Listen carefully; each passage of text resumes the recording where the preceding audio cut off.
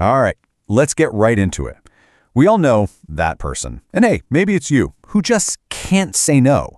You know, the one who's always helpful, always agreeable, always saying yes to everything. And sure, it gets you a lot of praise, but there's a pretty big hidden cost to being the go-to person for every little thing. So today, we're going to talk about the real price of yes and how learning to say no, well, it might just be the most important skill you ever pick up. So I'm just going to ask you straight up. Do you find it basically impossible to turn people down? I mean, whether it's a coworker who needs help on their project or your family asking for just one more favor, these little yeses, they feel harmless at the time, right? But man, they add up. And before you even realize it, your own priorities, poof, they've just completely disappeared. And you know, what's really interesting is how this whole thing even starts. Think about it. When we're kids, we're taught to be helpful, to be obedient. Our parents, our relatives, they praise us for being agreeable. And that positive reinforcement, it follows us right into our adult lives. We get told we're a great team player or such a good friend, and we start chasing that feeling, that validation, saying yes over and over, even when we're totally running on empty. It's a classic trap, and it's so easy to fall into. Okay, so what's the actual real-world cost of all this? Well, here's the thing. Every single yes you give to someone else is actually a no to yourself. It's a no to your own project, a no to getting some rest, a no to your own ambition. Let's really break down what you end up losing. And this really lays out the consequences at work, doesn't it? I mean, just imagine this scenario for a second. You stay up super late helping a coworker finish their project. So what happens? Well, they get that promotion you were gunning for, using your work as a stepping stone, while you're left standing in the exact same spot. It's brutal. Okay, let's just look at your day, right?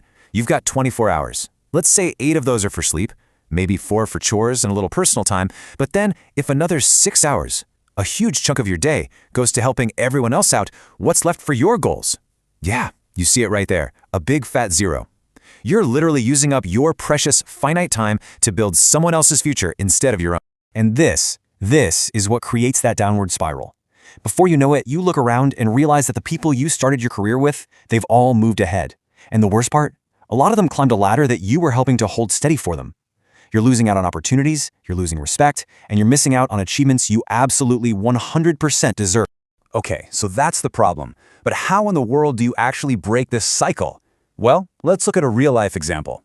This is the story of Ritu, who's the creator of the material we're looking at today. She faced this exact same problem, and she decided it was time to fight back. Wow. I used to get angry that I kept helping people and they took my work and I was left standing there. I mean, that quote just captures the feeling perfectly. It's that rock bottom moment, isn't it? That simmering anger and frustration when you finally realize your generosity is just being taken for granted, that people are literally taking your work, getting ahead, and leaving you in the dust. That feeling? That's often exactly what you need to spark a real change. So for Ritu, that anger led to a massive turning point. It was this moment of pure clarity where she just decided, you know what, my goals, in her case growing her YouTube channel, mattered just as much as anyone else's. She realized that if she wanted it to happen, she had to actually actively fight for her time and for her own ambitions. And her solution was just beautifully simple, but so incredibly powerful. She created a non-negotiable schedule for herself. She blocked out a specific chunk of time every single day just for her YouTube work, and everything else, all the chores, the favors, the other tasks, they just had to wait. See, it wasn't really just about managing time. It was about sending a really clear signal to everyone, including herself, that her goals were now a priority. And the absolute key? Doing it every single day. So, that's what she did. She started saying no, not necessarily with her words, but with her actions, by putting her own work first. So what happened next? Well, the reactions she got from the people around her were pretty immediate, and honestly very telling. Okay, so day one, it was not pretty. Her family was angry, they were irritated. I mean, they were just used to her being available all the time and putting housework first. But, and this is the important part, she held firm. She didn't give in. And after a few weeks of her sticking to it, something started to shift. They slowly began to accept her new routine. And today, it's just the new normal. They know her schedule and they respect her work time. It's understood. You see, her experience really points to a pattern that's pretty much universal. When you first start setting boundaries, you should absolutely expect some pushback.